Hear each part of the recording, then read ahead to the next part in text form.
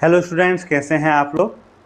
आज जो है हम क्लास टेंथ का चैप्टर फर्स्ट डिस्कस करने वाले हैं। बहुत ही इंटरेस्टिंग चैप्टर है केमिकल रिएक्शन एंड इक्वेशन, और आपके 9th से रिलेटेड है। जो आपने 9th में पढ़ा था ना, लास्ट 9th में पढ़ा था, बस उसी को रिकॉल। केमिकल रिएक्शन, जो रिएक्शन पढ़ी थी, टाइप ऑफ रिएक्शन पढ़ा था, फिजिकल रिएक्शन पढ़ी थी, केमिकल रिएक्शन पढ़ी थी, फिजिकल चेंजेस पढ़ा था, केमिकल चेंजेस पढ़ा था, राइट। फिजिकल चेंजेस पढ़ा था, केमिकल चेंजेस पढ़ा था, उन सब का इसमें आज जो है हम लोग इंट्रोडक्शन देखने वाले हैं। उन सबको तो रिकॉल करने वाले हैं, और उसके बाद केमिकल रिएक्शन एंड इक्वेशन जो चैप्टर दे रखा है, और आज के वीडियो के अंदर हम जो है उसका सिर्फ इंट्रोडक्शन देखने वाला है, फिर डिटेल में भी बात करने वाला है। यार यहाँ से क्वेश्चन आने की पॉसिबिलिटी बहुत ज़्यादा रहती है, और ये थोड़ा सा टफ पड़ता है आप लोगों के लिए। केमिस्ट्री वाला पोर्शन है ना, थोड़ा सा टफ पड़ता है। आप लोगों को करना कुछ नहीं है, खाली आपको कॉपी और पेन हाथ में लेके बैठना है, और जो जो इंपॉर्टेंट लगे या जो आपको पता लगा कि आपको जो नहीं आ रहा है ना, कि हाँ भाई मुझे ये नहीं आ रहा है, बस उसको कॉपी और पेन से नोट कर ले यार, और उसको बार बार 2-3 बार रिवीजन करें, देखें, और हमारे वीडियो को 2-3 बार देख लो। बस आपको ये जो केमिस्ट्री से रिलेटेड जो चैप्टर वाला है, फर्स्ट चैप्टर है ना, बहुत ईजी से क्लियर हो जाएगा। आज इंट्रोडक्शन समझ लो, कल इसकी डिटेल, परसों उसके बाद डिटेल। अच्छा हाँ, वीडियो आने का टाइम फिक्स नहीं है, तो आप चैनल को सब्सक्राइब कर लेना, ताकि आपको कल किस टाइम पे वीडियो आए, परसों किस टाइम पे वीडियो आए, हो सकता है नेक्स्ट डे पे वीडियो ना आए, 1-2 दिन बाद वीडियो आए, तो आपको जब भी वीडियो आएगा ना आपकी क्लास का, आपको नोटिफिकेशन मिल जाएगा यार। आपको तो बस चैनल सब्सक्राइब करना है, वीडियो आते ही आपके पास नोटिफिकेशन आ जाएगा आपके मोबाइल में, और आप वीडियो ओपन करके देख लो। और वीडियो से रिलेटेड कोई क्वेश्चन हो तो आप कमेंट में कर दो, मैं रिप्लाई देने के लिए हूँ ना यार, आप लोगों के लिए ही तो हूँ, है ना, तो मैं रिप्लाई दे दूंगा। तो अब आज जो है हम लोग क्या करेंगे, डिस्कस करेंगे केमिकल रिएक्शन एंड इक्वेशन। तो देखेंगे केमिकल रिएक्शन होती क्या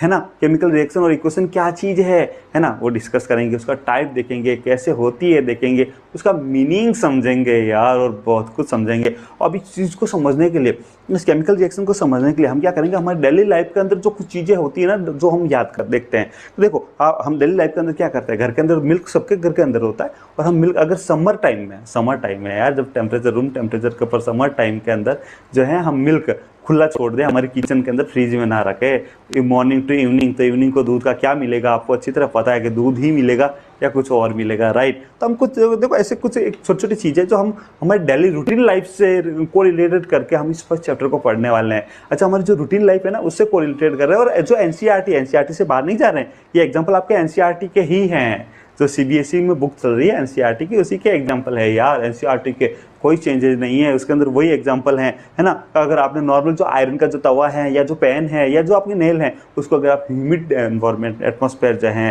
ह्यूमिड एनवायरमेंट है या एटमॉस्फेयर है, उसके अंदर अगर आप खुला छोड़ दो, तो उसमें क्या होगा, वो खराब होगी या क्या होगा, उसको सरफेस पे क्या चेंजेस होगा, ये भी आप लोग डेली लाइफ में देखते ही हैं। या जब आपने जब ग्रेप्स लिए हैं घर में पड़े अगर वो फर्मेंटेड हो गया, अब उसका क्या होना है आप देखते ही हो। या आपने फूड पका दिया है, फूड कुक कर दिया, पका दिया, उसके बाद उस फूड में क्या होता है।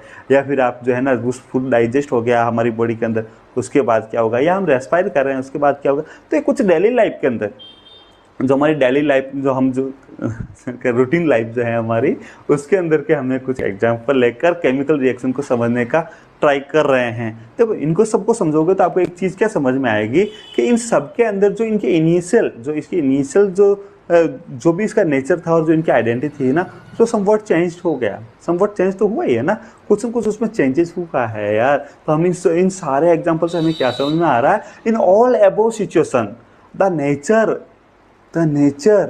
एंड द आइडेंटिटी, इनका नेचर भी और आइडेंटिटी भी, the nature and identity of the initial substance, इन जो इनिशियल सब्सटेंस की जो nature identity have somewhat changed यार, समवॉट चेंज, राइट। तो ये हम इस प्रकार हम समझेंगे ना, तो हमें बहुत अच्छे से समझ में आएगा। हाँ, कॉपी पेन आपके पास होना चाहिए। जो चीज़ ये तो समझने की थी, जो इंपॉर्टेंट मैं बोलूँ ये इंपॉर्टेंट है, वो नोट कर ले, सारे नोट करने के नहीं है, ठीक है। और आपको पीडीएफ चाहिए ना इसकी, तो हमारे टेलीग्राम चैनल पे इसकी पीडीएफ अवेलेबल है। आप चाहो तो टेलीग्राम चैनल का लिंक जो डिस्क्रिप्शन में दे रखा है, आप वहाँ से डाउनलोड करके पीडीएफ भी देख सकते हो, नहीं तो वीडियो को 3-4 बार रिवाइज कर लो, आपको वैसे ही समझ में आ जाएगा। देखो सुनना, हमने 9th क्लास में जो है हमने फिजिकल चेंज और केमिकल चेंज हमने पढ़ा है, right. Physical change and chemical change हमने पढ़ा। हमने ये भी पढ़ा था, आइस को हीट दिया तो वाटर, और हीट मिला तो वाटर वेपर, उस वाटर वेपर को वापस लो टेम्परेचर में रखा तो वाटर वेपर से वाटर, और लो टेम्परेचर तो वापस आइस। मतलब उस रिएक्शन जो रिएक्शन हो रहा है आइस से वाटर, वाटर से वाटर वेपर, उसके होने का रीजन हटा दे।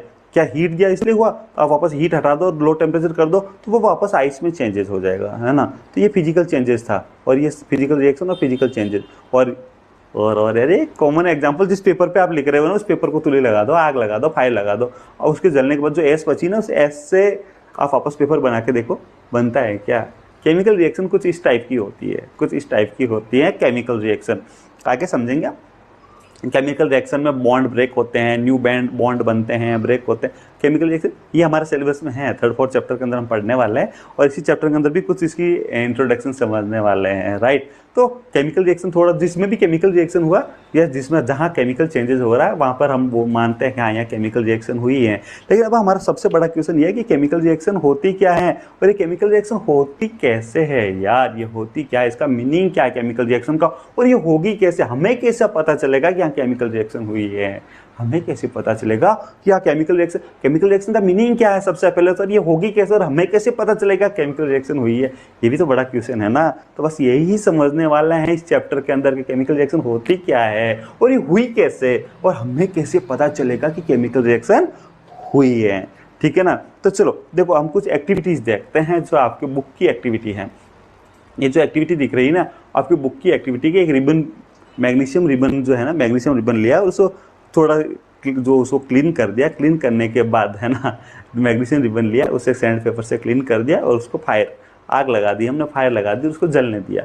अब हम उसको देख रहे हैं कि उसमें हो क्या रहा है। उस जलने के बाद जो एस बन रही है, क्या बन रही है, जो फायर हुआ, फायर जलने के बाद क्या होगा, एस बनेगा, है ना। तो हाँ ये जो प्रैक्टिकल करें ना आप बहुत ही ध्यान से करना है, अदरवाइज आप जल जाओ। अगर हो सका तो आप आई प्रोटेक्शन भी यूज कर लो, क्योंकि ये जो है ना थोड़ा चमकता हुआ जलता है ना, तो इसलिए आप हो सकता है तो पॉसिबल हो तो आई प्रोटेक्शन भी यूज कर लो। मैंने आपकी बुक का ही ये पेपर जो डायग्राम यूज किया, इसमें फिगर 1.1 था तो मैंने फिगर 1.1 और एज इट इज यहाँ पर भी फिगर 1.1 लिखा था तो मैंने वो भी एज इट इज फिगर 1.1 कर दिया। तो जब इसको हम जो स्प्रिट लैंप या बर्नर यूज करके, स्प्रिट लैंप या बर्नर यूज करके जब इसको बर्न करेंगे मैग्नीशियम रिबन को जब स्प्रिट लैंप या फिर स्प्रिट लैंप या बर्नर से बर्न करेंगे तो जो एस मिली हमें, जो एस मिली, ठीक ना। अब उस एस को देखा हमने, आपने क्या ऑब्जर्व किया, जब एस मिली अब उस एस से वापस मैग्नीशियम रिबन बनाना पॉसिबल थोड़ी है यार, नहीं है, ठीक है। अब इसके अलावा और हम कुछ और देख रहे हैं, you must have observe that magnesium ribbon burn with a चमकदार, डेजिंग मतलब चमकती हुई रोशनी आती है ना, वो white flame and change into A white powder. क्या हुआ, जब मैग्नीशियम को बर्न किया, मैग्नीशियम रिबन को बर्न किया तो वो कैसे बर्न हुआ, with A dazzling white flame, dazzling white flame मतलब चमकदार वाइट फ्लेम के साथ जला, है ना, चकाचौंध वाली लाइट है उसके साथ जला वो, है ना। और उसके साथ साथ जो है एक वाइट पाउडर के अंदर चेंज हो गया, एस बन गई, ठीक है। अब यहाँ पर कौन सी रिएक्शन हुई होगी, देखो कितनी अच्छी, यहाँ पर कौन सी रिएक्शन हुई होगी आप सोचो। यहाँ पर जो है मैग्नीशियम ने जो है ऑक्सीजन से रिएक्शन करके मैग्नीशियम ऑक्साइड बना दिया, मैग्नीशियम ने जो है ऑक्सीजन से रिएक्शन किया और मैग्नीशियम ऑक्साइड बना दिया। This powder is magnesium oxide, it is form due to the reaction between magnesium and oxygen. Oxygen कहाँ थी, प्रेजेंट इन द एयर। कुछ समझ में आया क्या, एक्टिविटीज अंदर आपने मैग्नीशियम रिबन लिया, उसको बर्न किया स्प्रिट लैंप पे, तो जो एनवायरनमेंट में ऑक्सीजन थी जब वो बर्न हुआ तो जो एनवायरनमेंट में ऑक्सीजन थी उस ऑक्सीजन की रिएक्शन हो गई मैग्नीशियम से, और मैग्नीशियम और ऑक्सीजन ने रिएक्शन करके मैग्नीशियम ऑक्साइड फॉर्म कर दिया, और जो एस बनी वो हमें किस एस के अंदर क्या है, मैग्नीशियम ऑक्साइड। ये आपकी एक्टिविटीज फर्स्ट थी, ठीक है। उसके बाद जो आपकी बुक की ही सेकंड एक्टिविटी और जो है वो देख रहे हैं कि हम क्या करेंगे, एक कॉनिकल फ्लास्क या एक कॉनिकल फ्लास्क ले लो या टेस्ट ट्यूब ले लो, उस कॉनिकल फ्लास्क या टेस्ट ट्यूब के अंदर देखो, पेन ले लेते हैं यहाँ से आप, चलो ये पेन ले लेते हैं, इसके अंदर जिंक ग्रेन्यूल डाल देंगे, क्या डालेंगे, जेडन, जिंक ग्रेन्यूल्स, जेडन डाल दिया आपने, जिंक ग्रेन्यूल्स डाल दिया, उसके साथ उसमें dilute sulphuric acid, dilute sulphuric acid H2SO4, dilute sulphuric acid, आपको पता है ना, दो वर्ड सुना होगा आप, कंसनट्रेट एंड डाइल्यूट। डाइल्यूट में उनमें वाटर का परसेंट थोड़ा हाई होता है, कंसनट्रेट में नहीं होता है ना। जो डाइल्यूट में वाटर का जो परसेंट होता है थोड़ा हाई होता है, कंसनट्रेट में वाटर परसेंट बहुत लो होता है, ठीक है ना। तो वो डिपेंड करता है, ये केमिस्ट्री का है, आप केमिस्ट्री में पढ़ेंगे जब 11th-12th लोगे तब। अभी तो आपको डाइल्यूट में उनमें वाटर लेवल ज़्यादा, वाटर थोड़ा ज़्यादा है, और कंसनट्रेट मतलब वाटर कम, यही समझ लो, इतना समझ लो, एनअप है बस, 10th लेवल में इतना ही एनअप है। आपको डिटेल में जाना है तो आपको केमिस्ट्री 11th-12th में पढ़ोगे, वहाँ आपको केमिस्ट्री वाला सर बहुत अच्छे से समझा देंगे, ठीक है ना। तो अभी हमने क्या किया, जिंक लिया और उसके अंदर डाइल्यूट H2SO4 डाल दिया। अब डाइल्यूट H2SO4 डालोगे तो क्या होगा, क्या होगा सोचो, ठीक है ना। ऐड डाइल्यूट हाइड्रोक्लोरिक एसिड, और HCl भी डाल सकते हैं, H2SO4 भी डाल सकते हैं और HCl भी डाल सकते हैं। H2SO4 की जगह sulphuric hydrochloric acid mean HCl, और HCl भी डाल सकते हैं इसके अंदर, ठीक है। डाल दिया, अब क्या होगा, देखो ये एसिड है ना, एसिड से आप जल सकते हैं, इसलिए थोड़ा सा ध्यान रखना, handle the acid with care. क्यों? क्योंकि एसिड हमें जला देता है ना। Do you observe anything happening around the zinc granule? है, do you observe anything? Do you observe anything? Zinc granule के चारों ओर कुछ न कुछ हो रहा है, आपने कुछ ऐसा ऑब्जर्व किया क्या? कुछ बुलबुले टाइप निकल रहे हैं जिंक के आसपास से, कुछ बुलबुले जैसे निकलते हैं, है ना, वैसे कुछ निकल रहे हैं क्या? आपने ऐसा कुछ ऑब्जर्व किया क्या? क्या आपको कुछ ऐसा दिख रहा है क्या? क्या आप उस कोनिकल फ्लास्क को जब टच करोगे तो उसका टेम्परेचर इंक्रीज हो रहा है क्या?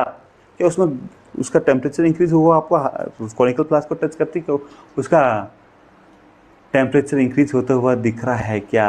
अरे यार, इसके अंदर क्या रिएक्शन होती है वो समझो।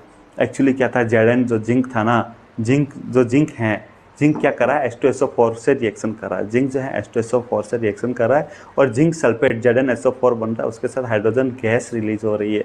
यहाँ पर जो है ना, ये सारी जो गैस, ये बुलबुले निकल रहे हैं ना, ये डॉट डॉट, ये सारे यहाँ पर ये हाइड्रोजन गैस कलेक्ट हो रही है, ये सारी हाइड्रोजन गैस रिलेक्ट हो रही है। और जो इस वाटर के अंदर पीछे क्या रह रहा है, ये जिंक सल्फेट, ये क्या रह रहा है, जिंक सल्फेट इस वाटर का। वाटर तो क्या है, ये जो डाइल्यूट H2SO4 था, डाइल्यूट H2SO4 ने Zn के साथ रिएक्शन किया और ZnSO4 यानी कि जिंक सल्फेट बना दिया। हाइड्रोजन तो रिमूव, हाँ हाइड्रोजन गैस तो रिमूव हो गई और ZnSO4 का सॉल्यूशन रह गया, ठीक है। ये ऐसा आगे और इसको आपकी एक्टिविटी है, समझो। आगे और डिटेल में बात करने वाले हैं, इसी रिएक्शन के बारे में बात करने वाले हैं, डिटेल में बात करने वाले हैं।